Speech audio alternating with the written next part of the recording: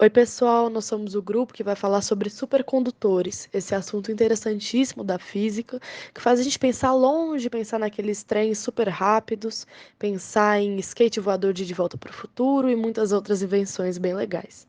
Então, a gente vai explicar um pouquinho do contexto histórico da descoberta desse fenômeno, depois explicar o funcionamento e, por fim, os usos que ele pode ter na vida real. Aproveitem o vídeo. A relação do resfriamento de metais e do aumento da condutividade foi estudado por um físico holandês chamado Heike Kamerlingh-Onnes em 1911. Foi por meio de um resfriamento de um pequeno pedaço de mercúrio que estava a uma temperatura de menos 269 graus que ele percebeu que a resistividade do mercúrio ia para repentinamente zero, tornava-se nula quando estava nessa temperatura tão baixa. Esse físico que recebeu o prêmio Nobel exatamente por trabalhos com temperaturas baixas verificou que certas substâncias, quando estão em temperaturas quase zero, muito próximas do zero, elas apresentam resistência elétrica quase zero também, quase nula. Ou seja, os elétrons que fazem essa condução da corrente, eles transitam livremente na rede. Bom, agora que já foi falado do histórico da descoberta dos supercondutores, esses materiais incríveis com a capacidade de transportar correntes elétricas com resistência nula, vamos para o seu funcionamento. Os materiais são resfriados a temperaturas muito baixas, menores que sua temperatura crítica. Assim, é possível que correntes elétricas passem com uma resistência nula, ou seja, sem que haja perda de energia. Bom, nos aparelhos do dia a dia comuns, a perda de energia é na forma de calor, porque o fluxo de elétrons não é ordenado, é aleatório, o que gera atrito. E esse atrito gera perda de energia térmica na forma de calor. Porém, em baixas temperaturas, né, os supercondutores eles funcionam em baixas temperaturas, porque essas baixas temperaturas possibilitam uma ordem na movimentação dos elétrons, ou seja, há um fluxo ordenado de elétrons que ocorre em pares, né? São chamados os pares de Cooper.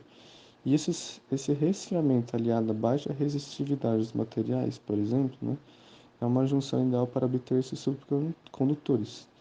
E hoje em dia até existem materiais que podem ser condutores em temperatura ambiente ou bem próximo disso.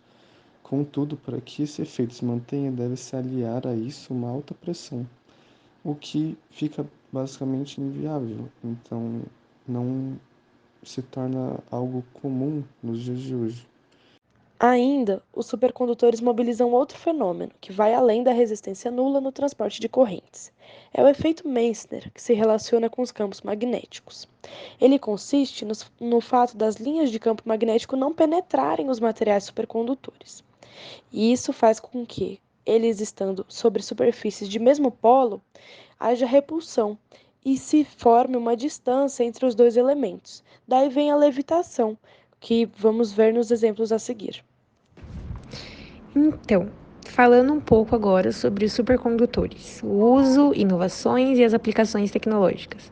Existem supercondutores feitos de elementos químicos puros, como carbono, mercúrio, chumbo, elementos orgânicos, como o grafeno, os nanotubos de carbono, fulerenos, e também de liga metálica, como niônio, titânio, germânio, nióbio, enfim, chega de consultar a colinha de nomes químicos.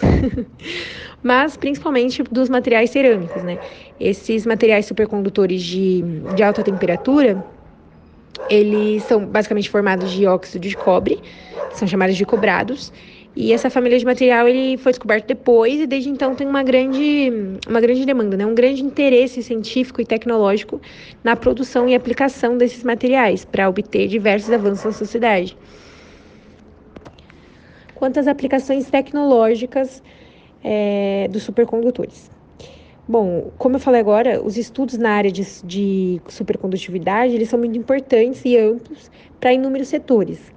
Então, por exemplo, a gente vai ter o setor de transmissão de energia elétrica.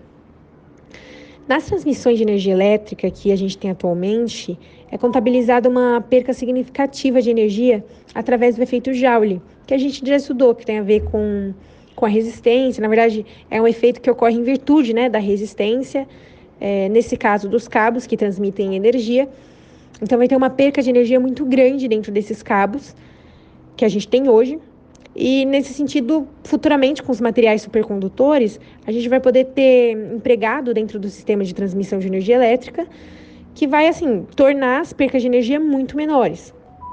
Porque anula, né, o efeito Joule, não acontece a perca de energia. Fora isso, a gente também tem os chamados trens mega leves, que é uma inovação dentro agora do setor de transporte.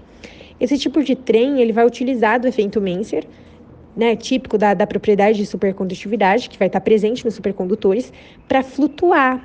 Então, o trem ele vai flutuar sobre a plataforma. Então, assim, ele vai desenvolver uma alta velocidade e vai se tornar muito mais eficiente que o trem convencional, que é o trem que a gente tem hoje. Isso porque não vai ter o atrito, né, com a plataforma, então a velocidade vai ser muito mais alta. Fora isso, tem também os aparelhos de ressonância magnética nuclear, que é dentro da área da física médica, né, da medicina. E no interior desses aparelhos vai ter umas bobinas que vão ser feitas de ligas metálicas, que, quando devidamente refrigeradas, né, tratadas termicamente, enfim, vão se tornar supercondutoras e vão ser capazes de produzir campos magnéticos de alta intensidade. Desculpa. O campo magnético do supercondutor, ele é muito mais espesso, né, mais forte, mais poderoso. Então, nesse caso aqui dos aparelhos de ressonância, a gente vai ter uma visualização do corpo humano muito melhor, isso é muito vantajoso, né? E temos também dentro da produção de energia elétrica, então nas hidrelétricas, termoelétricas, usinas nucleares, desculpa. Enfim, que a gente tem uma necessidade de converter energia mecânica na energia elétrica, né? Então, a gente utilizando o gerador com ligas metálicas supercondutoras, a gente vai ter essa conversão de energia mecânica em energia elétrica de maneira muito mais eficiente. Fora isso, que eu considero as mais importantes, né, dentro do setor de energia elétrica, de transmissão de energia elétrica, dentro da medicina, né, com os aparelhos de ressonância magnética, com os trens mega leves. Fora isso, também tem algumas pesquisas que falam sobre a produção de aceleradores de partículas, né, devido a esse campo muito mais poderoso dos supercondutores, e também uma ou duas empresas, eu acho, que produzem skates de levitação, tipo skates que ficam, né, flutuando também. É bem interessante, eles ficam, né, sobre um imã, um chão específico, e eles conseguem flutuar, e isso eu me pergunto, agora tá flutuando, né, daqui a pouco, assim, a gente tá a 2 passos, ou sei lá, 10 mil passos sei lá, de skates voadores, enfim. Não é skate voador, mas estamos chegando perto, né? Enfim, eu acho que fica por aqui a parte de aplicações tecnológicas dos supercondutores, os seus usos, as suas inovações. Enfim, fica por aqui. Obrigada. Acho que é isso que tem para falar e até mais.